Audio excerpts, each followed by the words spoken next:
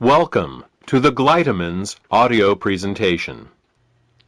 In the next 20 minutes, you will learn what gallstones are, what kinds of problems they can cause, and what you can do to get rid of them. Gallstones are nothing more than coagulated bile. Bile is the green alkaline liquid produced by the liver, which, among other things, helps us digest our food. The liver produces about a liter of bile a day and stores it in a muscular sac called the gallbladder.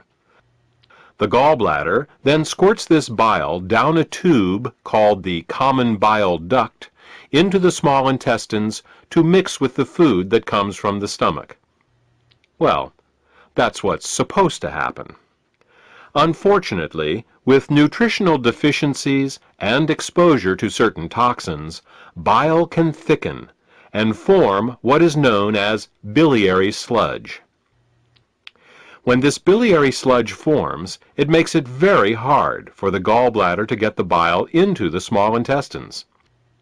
It's like trying to squeeze glue through a straw. It is out of this biliary sludge that gallstones are formed.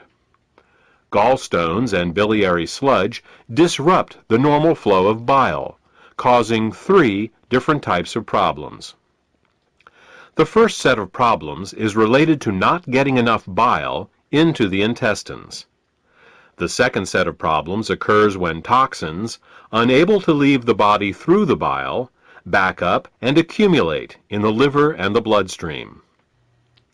The third set of problems occurs when the bile, unable to get into the intestines, backwashes into the pancreas and liver. Let's start with the first set of problems and consider what happens when the bile becomes too thick or full of stones to reach the intestines in required amounts.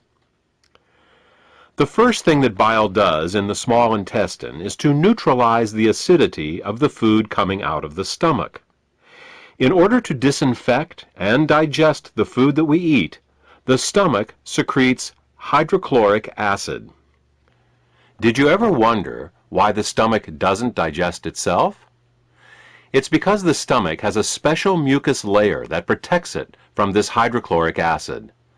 But the small and large intestine have no such protection.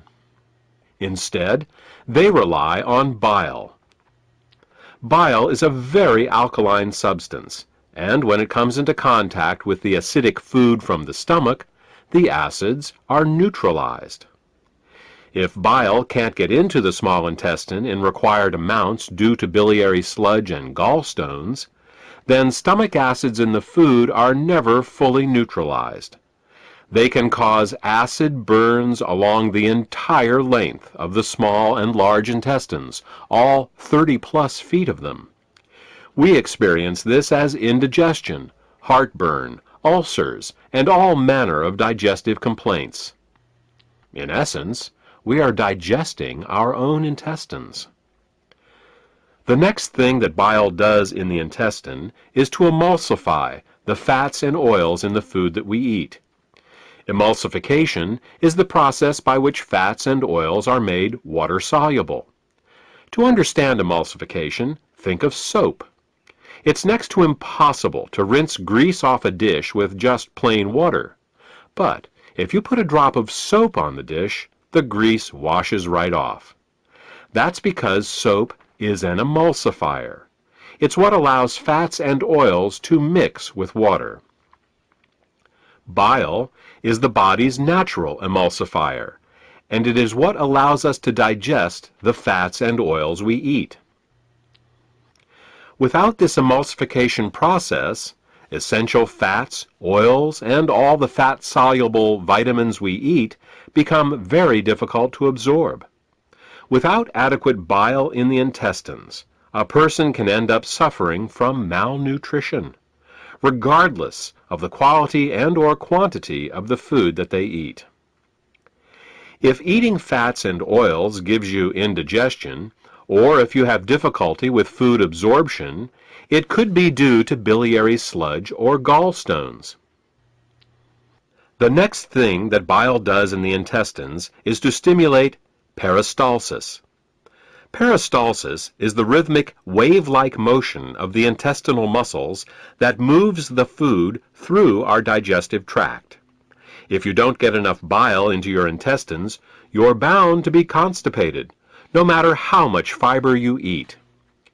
Some people have the misfortune of experiencing alternating constipation and diarrhea. This can be a very confusing experience, but the cause can be quite simple. Without sufficient bile, the hydrochloric acid-rich, partially digested food just sits in the intestines with no peristalsis. Thus, a person becomes constipated, but at the same time his or her intestines are being burned. When enough acids build up and the intestines can't take it anymore, they purge themselves with a bout of diarrhea. Then, with the acids evacuated, the process starts all over again. If you are experiencing problems with constipation, diarrhea, or both, biliary sludge and gallstones could be the cause.